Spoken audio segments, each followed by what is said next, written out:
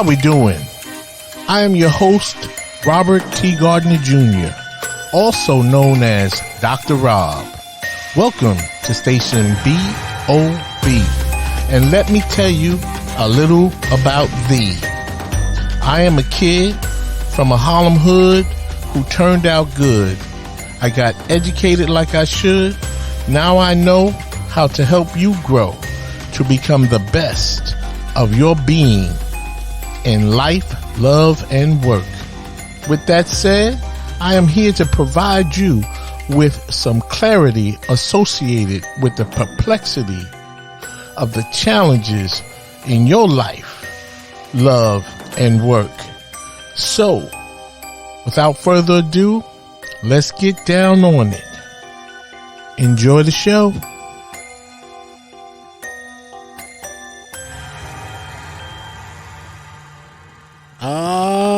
Yes.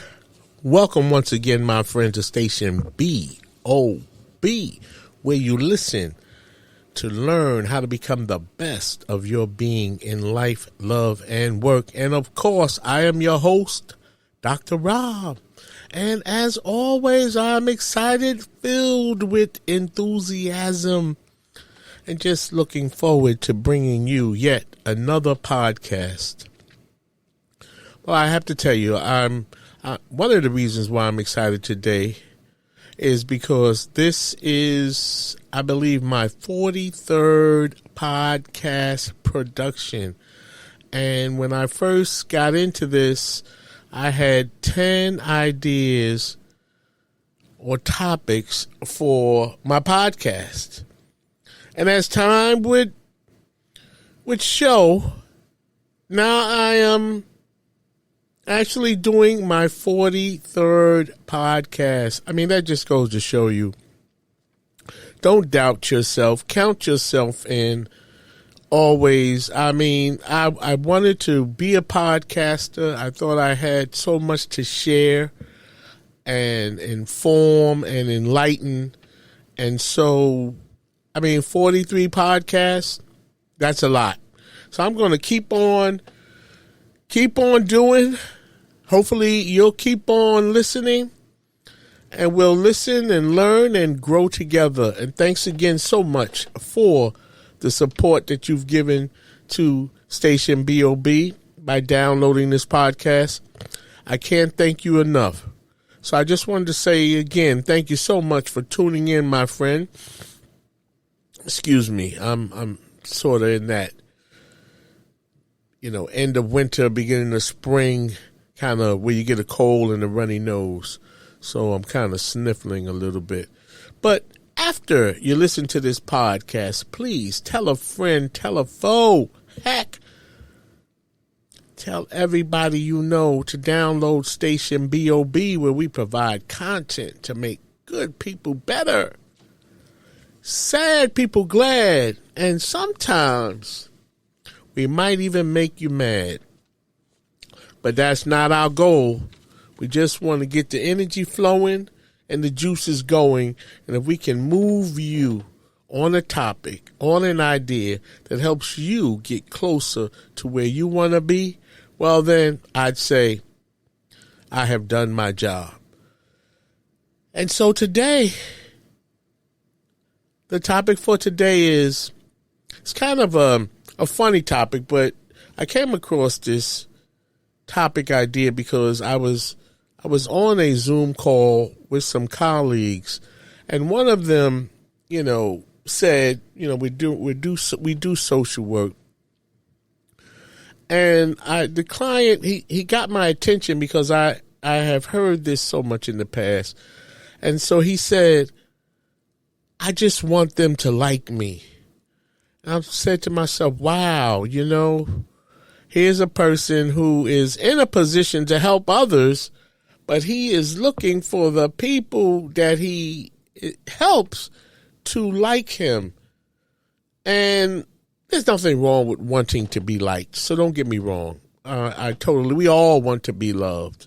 But there are just certain dynamics that come along with that whole idea, especially when you say it from a posture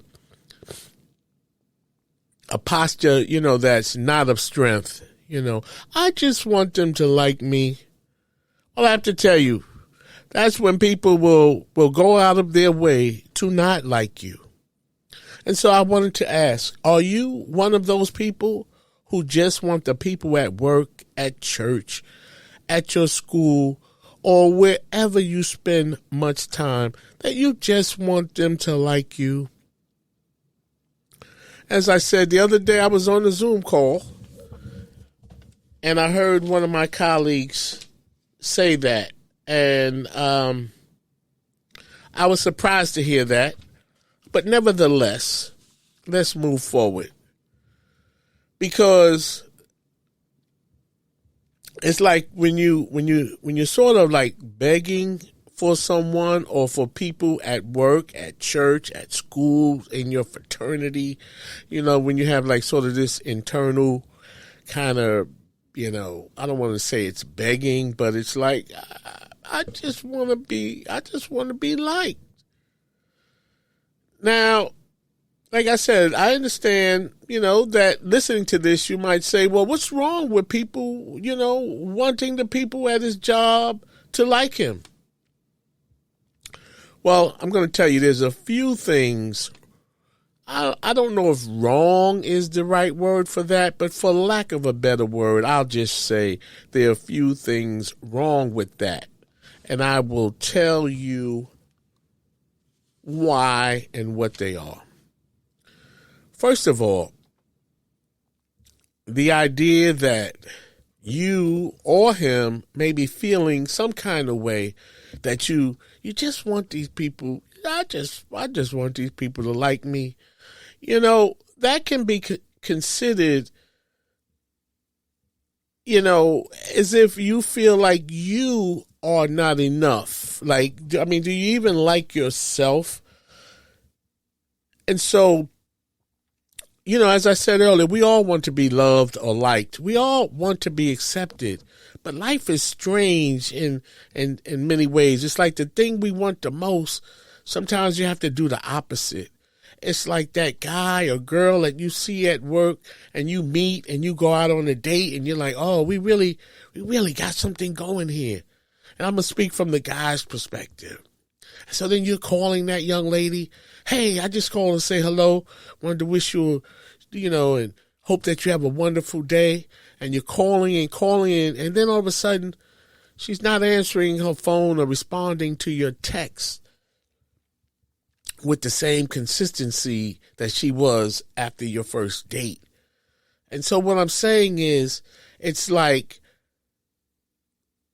when we are too available to other people, sometimes that can send them running and it can be a turnoff. And then surprisingly, on the other hand, is when we are not so available to others, then we become more attractive. And that is sort of what this subject is about, where I just want them to like me. And so I think, what's important here is that if you just want them to like you, it's important that you should focus on liking and loving yourself. In a very strange way, that becomes attractive to others. When they see another person who focuses on themselves, and then those same people that you just want to like you, that is how that begins to happen. When you focus on you, it's a strange thing, like I just mentioned about how unavailability makes people that you're attracted to avail themselves to you. It's like, in a metaphoric way, that becomes attractive to others as opposed to when you're just standing around hoping and looking like a puppy with his head between his legs, and instinctively, I say, people will look the other way. The other thing I wanted to point out about a person who just wants them, to like you is that first understand that we should focus on being respected by others for what we do, what we bring to the table, and who we are. And in cases in general where we are hoping to get the people at work, at church, in our fraternity, in whatever clubs or school boards that we belong to, it is more important that you be respected by these people first, and you respect them. Because if you earn their respect and vice versa, then you just may find that they might begin to like you, and you might begin to like them. So the idea is really to focus on you, develop respect for one another, respect what the other person brings to the table. Hopefully they respect your skill set or what you bring to the table. And then liking you will follow shortly thereafter. It's like, in other words, it's a process sometimes. I mean, it would be nice if we just all instantly liked one another. But many times it doesn't happen like that. Especially, in groups. Because you have cultural issues, politics, racial energy, and then that thing that we don't think about when we want other people to like us. We don't think about the idea or the fact that the people that we want, some of the people that we want to like us, some of these people are unhappy with themselves, and they are mixed up in the group. They're all in the group. The people that you want to like you don't even like themselves. Think about that.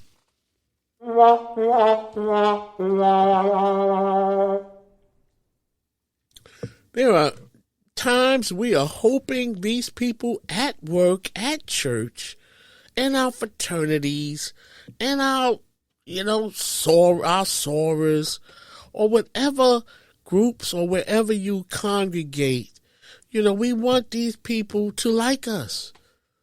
When in fact, many of these people do not even like themselves.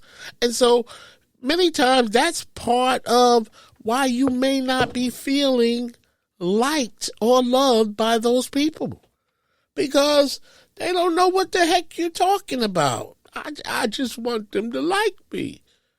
When in fact, they can't figure out how to even like themselves. And so you have to keep that in mind. Did you ever think about that? You may be waiting on coworkers or people in different groups that you are a part of, to show some kind of liking to you, when in fact these people, as I said, do not even like themselves. Trust me on this. If somebody does not feel good about themselves, they will not. I'm going to say that again. If somebody does not feel good about themselves, they will not be able to feel good about you enough to make you feel liked by them. And if you did not know before, please know now that there are many unhappy people walking around at work, at church, at school, in the mall, in your fraternity, on the school board. and so on and so on and so on. And so as I, continue to reiterate that many of these people are or may not be capable of liking you. So keep the focus on yourself. And then you too should first start by liking and loving you. It's like, sometimes when I talk to my kids and they complain about who won't play with them and what this one did and said. Sometimes you have to be your own best friend, and there is nothing wrong with that. And so when you do that, you will see how many people begin to like you because you focus on yourself. You seem happy with who you are, and you're doing what you like to do. And people want to be a part of that. They're like, hey, what's up with him? That he's always smiling and, he dresses nice. He seems to be smart, but he doesn't say much. I mean, go introduce myself to Dr. Rob and see what's going on. People want to be a part of what you do. It's a strange dynamic about getting people to like you. It's like when you focus on you, then other people are drawn to that. They are drawn to that. Trust me on that. I have to share a quick story with you about when I worked as a regional human resources manager and the issues that I dealt with. Not necessarily the issues, because the primary issue was with people not liking one another in the workplace. But before I do that, I'm going to step aside and let a promo in, and I'll pick it up with you on the other side of the break. Relationship Readiness Life and Work Preparedness Services, the place you come to for coaching, consulting, and counseling in life, love, and work. We are a multi-purpose service organization that will coach you up, educate, guide, and motivate you to succeed. We provide management training and consulting services for all businesses in the areas of employee relations, unionized employees, progressive discipline, the annual review process, and emotional intelligence to develop effective leaders for your organization. And our relationship counseling services for individuals, couples, groups show you how to become relationship ready with improved self-esteem, resilience, and self-awareness. To learn more about our programs and services, please contact Robert T. Gardner Jr. by email at changeagentrtg@gmail.com or request a meeting for a free 1-hour consultation at relationshipreadiness.org. Thank you, and let's go back to Station BOB. All right. Thank you so much, and welcome back. And yes, please go to my website to learn more about what I do. You can find out about Dr. Rob and his services at www.relationshipreadiness.org. And if you're having problems with employees as a manager looking to resolve conflicts, I'm your guy to reach out to. If you are the employee having issues with your supervisor or a coworker, and you're not sure what to do, where to turn, I'm your guy.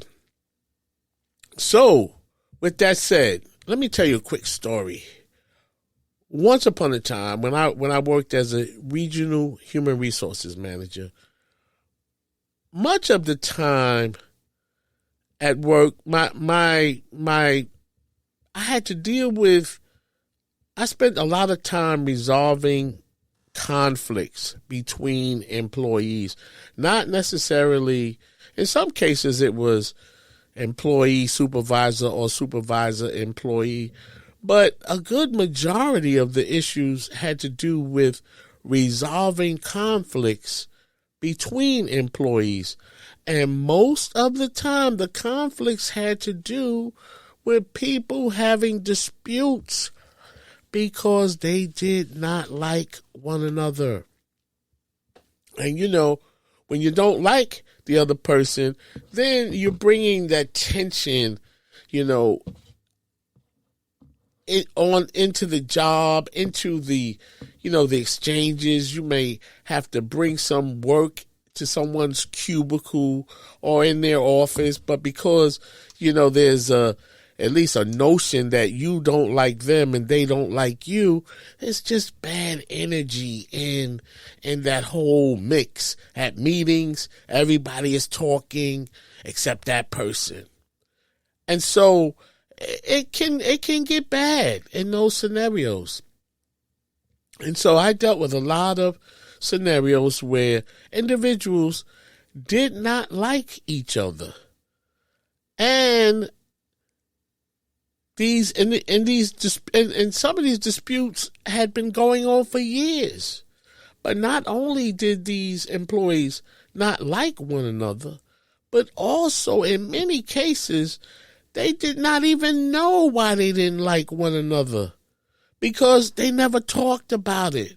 They just decided, like, at some point, perhaps maybe when one employee who was new came to the department, maybe the other person didn't speak to them soon enough, it's just some of the most minute issues that people were saying, about how they did not like each other, but not really knowing or understanding what even contributed to the idea that led to them believing that they did not like each other. So my advice to them in those situations, that especially at work, the advice was that you do not have to like each other. That's not a part of your job description. That's not a requirement in any policy that we like each other. Now, it would be nice. It would be nice if we all liked one another. For sure, it would be nice. But sometimes it does not work out that way. Therefore, my recommendation, advice, suggestion was to first learn to respect one another, because that is what is required at work. You will find policies that say that we, have to be fair. You can't mistreat or discriminate one another. You can't be disrespectful. So respect is required at work. And respect is good in our everyday relationships. We should respect people on the road. We should respect our co-workers. I don't have to know you to respect you, but you are another person. You are here on the job. Let somebody go first. Share, communicate. Show respect. Learn something about that other person, their culture, or if they're an older person, talk to them about their life and their life experiences. You'd be surprised by what could first lead to great relationships, instead of defaulting at the idea, at the notion that she or he, he doesn't like me, so he doesn't like me, I don't like him. And so we just don't talk. And so, and that's that. No. Liking one another at work is not a rule. It's not a requirement. Like I said, it would be nice. But first, we must seek to respect what we bring to the table, whether it's your skill set, whether it's your reliability or your knowledge, whatever it is. Find a reason, something to hook on and onto in terms of respect.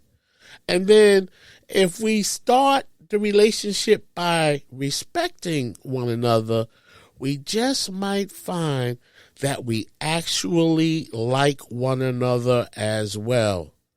And so the moral of this story is that it all starts with you. Be your own best friend. Seek to respect your colleagues first.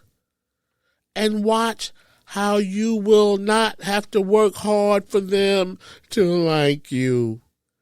If that is what you want. If you just want people to like you, don't focus on the liking. Focus on the respecting. And when you respect me and I respect you, the situation, it almost is inevitable that you may develop a liking for one another. And so my philosophy has always been, especially in the workplace, but now I even, this is my mantra is, when you look to others to affirm you, it's like you give them power, over the joy of your life, the joy that you have. You give your power away in the hopes that somebody likes you. Can you imagine that?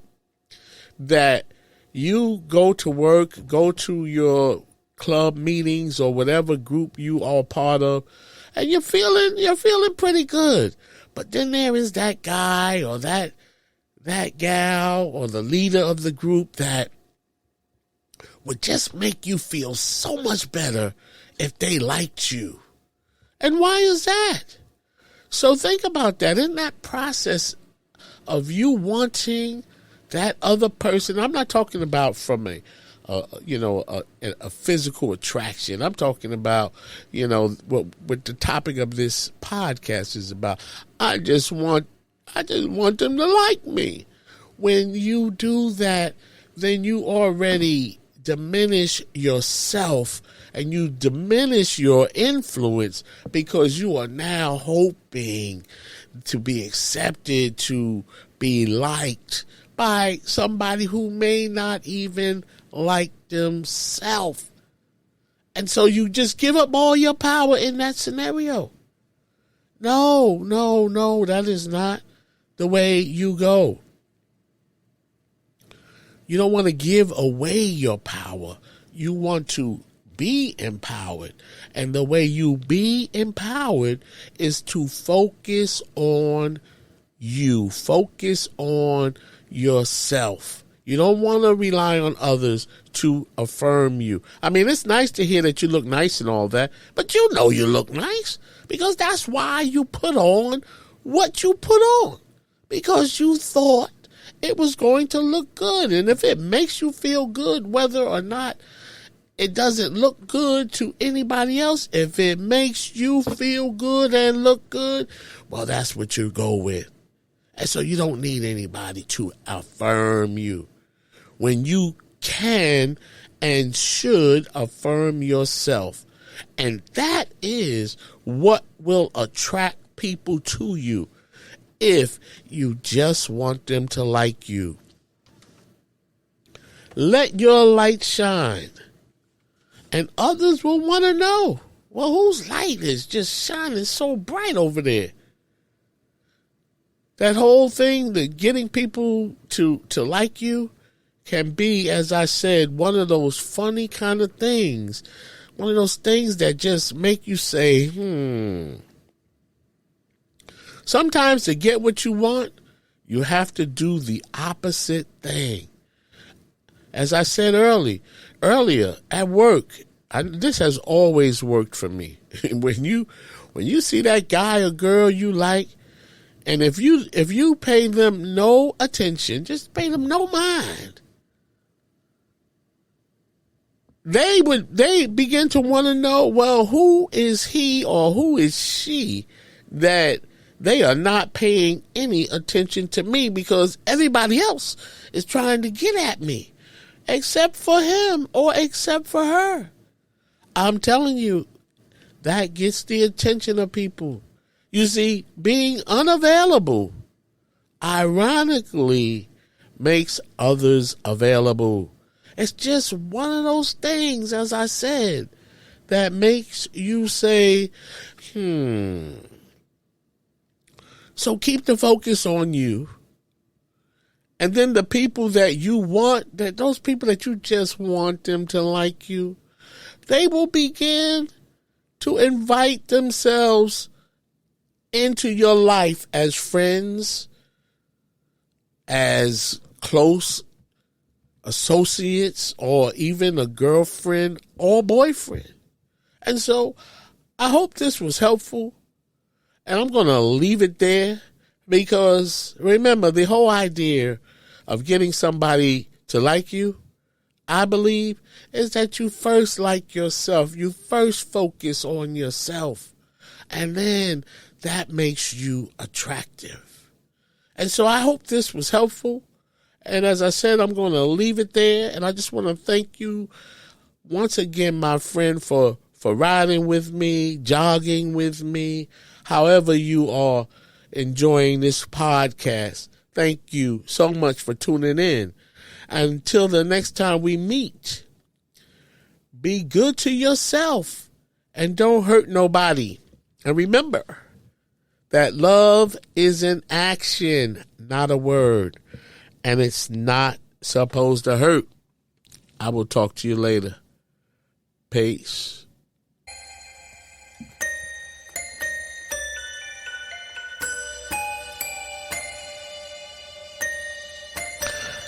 As we wrap up this show, I hope this topic helped you to grow. And now you know a little bit more than you knew before. If you have any questions about this topic, please email me at changeagentrtg@gmail.com. See my website, relationshipreadiness.org, to learn more about my counseling, consulting, and educational programs related to life, love, and work. Finally, in the words of the late, great Reverend Dr. Martin Luther King Jr., if I can help somebody as I pass along, if I can cheer somebody with a word or song, if I can show somebody he is traveling wrong, then my living will not be in vain. Until we meet again, do the right thing when nobody is looking. Peace, beloved.